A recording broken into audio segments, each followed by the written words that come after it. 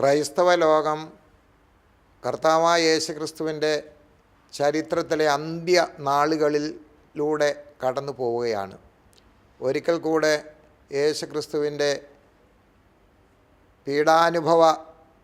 അനുഭവങ്ങളിലും അതുപോലെ തുടർന്നുള്ള ക്രൂശാരോഹണത്തിലും ഉയർപ്പിലും പങ്കുചേരുവാനുള്ള അവസരം ലഭിച്ചിരിക്കുകയാണ്. ഇത് എല്ലാ വർഷവും നാം ആചരിക്കുന്നുണ്ട്. പക്ഷേ നമ്മുടെ ജീവിതത്തിന് അത് മുഖാന്തരമായി എന്ത് പുതിയ ഉൾക്കാഴ്ച നമുക്ക് ലഭിക്കുന്നു എന്നുള്ളത് പ്രത്യേകമായി നാം ചിന്തിക്കേണ്ടിയിരിക്കുന്നു. യേശുക്രിസ്തുവിൻ്റെ ദുരിതവും ക്രൂശാരോഹണവും മനുഷ്യരാശിക്ക് നൽകുന്ന പ്രധാന സന്ദേശമെന്ന് പറയുന്നത്, ലോകത്തിൽ കഷ്ടതകളുണ്ട്, എങ്കിലും ആ കഷ്ടതകളിലൂടെ മനുഷ്യൻ മുന്നേറുമ്പോൾ അവൻ പിന്നീട് വന്നെത്തുന്നത് ഏറ്റവും അധികം സന്തോഷം നിറഞ്ഞ അനുഭവത്തിലേക്കാണ്. കഷ്ടതകളിൽ മനുഷ്യൻ നിരാശനാകാതിരിക്കുകയും അതിൻ്റെ അവസാനം ഒരു വലിയ വിജയത്തിലേക്ക് എത്തിച്ചേരുകയും ചെയ്യുന്നുള്ള സന്ദേശമാണ് ക്രിസ്തുവിൻ്റെ ക്രൂശാരോഹണവും ഉയർപ്പും മുഖാന്തരമായിട്ട് ലോകത്തിന് വെളിപ്പെടുന്നത്. തീർച്ചയായും ക്രൈസ്തവ സമൂഹം ഏറ്റവും അധികം ആധ്യാത്മികമായ അനുഭൂതി ഉൾക്കൊള്ളുന്ന ദിവസങ്ങളും മുഹൂർത്തങ്ങളുമാണ് ഇത് ഒരിക്കലും ഒരു സാധാരണ അനുഭവമായി തീരാതെ ഓരോരുത്തരുടെയും ഹൃദയത്തിനുള്ളിൽ ക്രിസ്തുവിൻ്റെ ക്രൂശാരോഹണവും ഉയർപ്പും വലിയ മുദ്ര പതിപ്പിക്കുവാൻ ഇടയാകണം. ഏറ്റവും വലുത് മനുഷ്യ ജീവിതത്തിലെ ഒരു പ്രത്യാശയുടെ അനുഭവമാണ്. മരണം മനുഷ്യൻ്റെ അന്ത്യമല്ലെന്നും ആ മരണത്തിൻ്റെ കവാടങ്ങളിലൂടെ കടന്നുപോയി കഴിയുമ്പോഴും പിന്നീടും മനുഷ്യൻ വളരെ സന്തുഷ്ടനായി മറ്റൊരു ലോകത്തിൽ ജീവിക്കുന്നുവെന്നും ആ ജീവിക്കാനുള്ള അവകാശമുണ്ടെന്നുള്ളതും യേശുക്രിസ്തു തെളിയിച്ചിരിക്കുകയാണ്.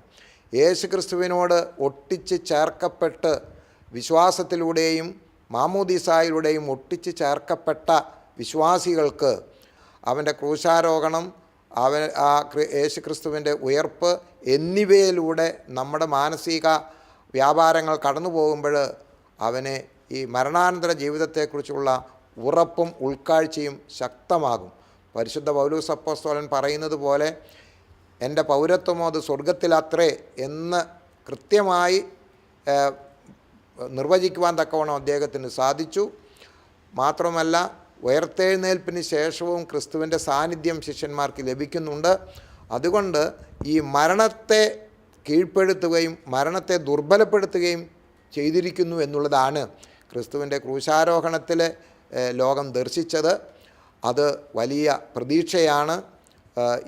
അതോടൊപ്പം തന്നെ യേശുക്രിസ്തു നൽകുന്ന ഒരു വലിയ സന്ദേശം, ലോകത്തിൽ ഈ കഷ്ടതകൾ അനുഭവിക്കുകയും അതുപോലെ തന്നെ അവഗണിക്കപ്പെടുകയും ദാരിദ്ര്യം കൊണ്ടും രോഗം കൊണ്ടും ദുഃഖം കൊണ്ടും വേദന അനുഭവിക്കുന്നവരെയും ഉൾക്കൊണ്ടുകൊണ്ടുള്ള ഒരു മനുഷ്യ ജീവിതമാണ് എല്ലാവരിൽ നിന്നും യേശുക്രിസ്തു പ്രതീക്ഷിക്കുന്നത്. ഞാൻ രോഗിയായിരുന്നു, നിങ്ങളെന്നെ വന്നു കണ്ടു. ഞാൻ നഗ്നനായിരുന്നു, നിങ്ങൾ എനിക്ക് വസ്ത്രം തന്നു. ഞാൻ കാരാഗ്രഹവാസിയായിരുന്നു, നിങ്ങൾ അവിടെ കടന്നു വന്ന് എന്നെ ആശ്വസിപ്പിച്ചു, സന്ദർശിച്ചു. ഇങ്ങനെ നമുക്ക് ലോകത്തിൽ കഷ്ടം അനുഭവിക്കുന്നവരോട് ഒരുമിച്ച് അത് ഉൾക്കൊള്ളാൻ തക്കവണ്ണം ഇടയാകണം. അപ്പോൾ മാത്രമാണ് മറ്റുള്ളവരുടെ വേദനകളിൽ പങ്കുചേരുന്നൊരു അനുഭവം നമ്മുടെ സാധാരണ ജീവിതത്തിൽ സാധ്യമായിത്തീരുന്നത്. ഇത് യേശുക്രിസ്തുവിൻ്റെ ഏറ്റവും വലിയ ജീവിത സന്ദേശമാണ്. തൻ്റെ ക്രൂശാരോഹണം തനിക്ക് വേണ്ടിയായിരുന്നില്ല, തൻ്റെ ഉയർപ്പ് തനിക്ക് വേണ്ടിയായിരുന്നില്ല, തൻ്റെ ജീവിതവും മുഴുവനും തനിക്ക് വേണ്ടിയായിരുന്നില്ല, മറ്റുള്ളവർക്ക് വേണ്ടിയായിരുന്നു. അതുകൊണ്ട് ഈ ക്രൂശാരോഹണത്തിലൂടെയും ഉയർപ്പിലൂടെയും ഒക്കെ കടന്നു പോകുമ്പോൾ ഇതൊന്നും തനിക്ക് വേണ്ടിയല്ല എന്ന ഒരു സന്ദേശം വളരെ ശക്തമാകുന്നത് കൊണ്ട് നമ്മുടെ ജീവിതത്തിലും ഈ ഒരു ഉദാഹരണം, ഈ ഒരു മാതൃക പിന്തുടരേണ്ടിയിരിക്കുന്നു. മറ്റുള്ളവരുടെ വേദനകൾ പങ്കുചേർന്ന് യേശുക്രിസ്തുവിൻ്റെ ക്രൂശാരോഹണവും വേദനയും സ്വയം നാമും സംശീകരിച്ച് മറ്റുള്ളവർക്ക് ആശ്വാസം പകരാൻ ഇടയാകട്ടെ എന്ന് പ്രത്യേകമായിട്ട് പ്രാർത്ഥിക്കുകയാണ്. ഈ വർഷത്തെ പീഡാനുഭവ ശുശ്രൂഷകളിലൂടെ കൂടുതൽ ആത്മീക തേജസ് എല്ലാ വ്യക്തികൾക്കും ലഭിക്കാനിടയാകണം.